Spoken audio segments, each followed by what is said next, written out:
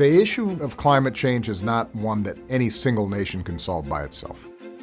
It, by definition, requires cooperation among every country. I came into office deeply concerned about what was a slow-rolling but accelerating crisis as global temperatures went up as a consequence of the increase in greenhouse gases.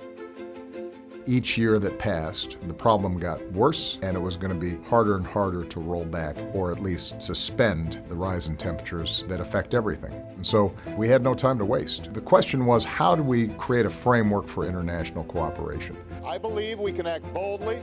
We had a meeting in Copenhagen, and climate change activists hoped that we would be able to get a new treaty that was binding on everybody, but there were still too many disagreements.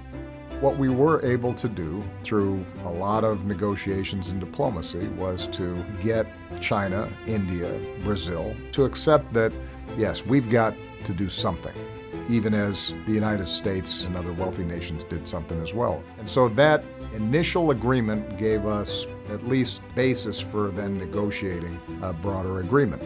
And what that meant was, for the next several years, in every meeting I had with every foreign leader, climate change was an agenda item on our meetings.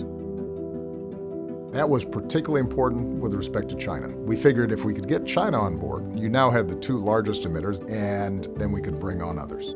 For the next couple of years, there were a bunch of negotiations back and forth, but eventually we agreed that we would both come up with targets that allow for monitoring of whether or not we were reducing emissions.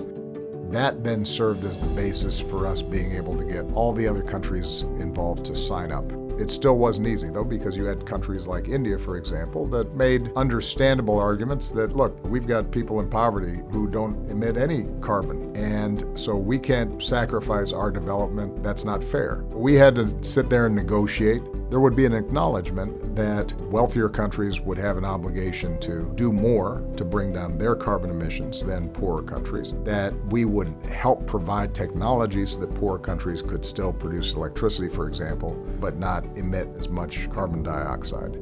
But what wasn't acceptable was just sitting on the sidelines, because even if the United States and the other wealthy countries did everything they needed to do to bring down their carbon emissions, at the pace China and India and other countries were going, we'd still end up overheating the planet and see the oceans rise and create chaos.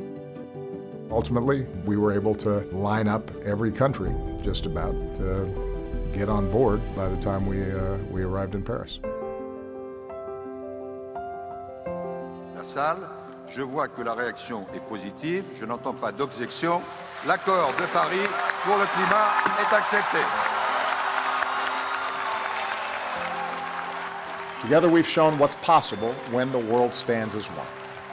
The problem's not solved because of this accord. But make no mistake, the Paris Agreement establishes the enduring framework the world needs to solve the climate crisis.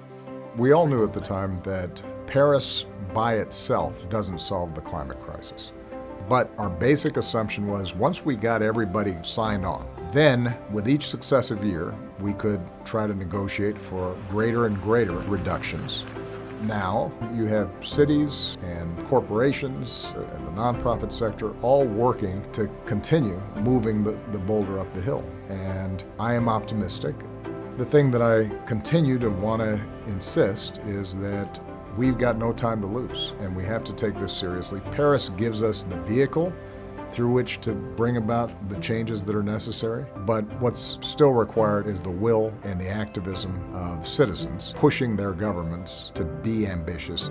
And from the perspective of the Obama Foundation, one of the things I'm most excited about is to see the young activists from every country who are taking up the baton and forming a collective movement across borders, because these young folks are coming and they're ready to make sure that we have a sustainable planet and a better future for our kids and our grandkids.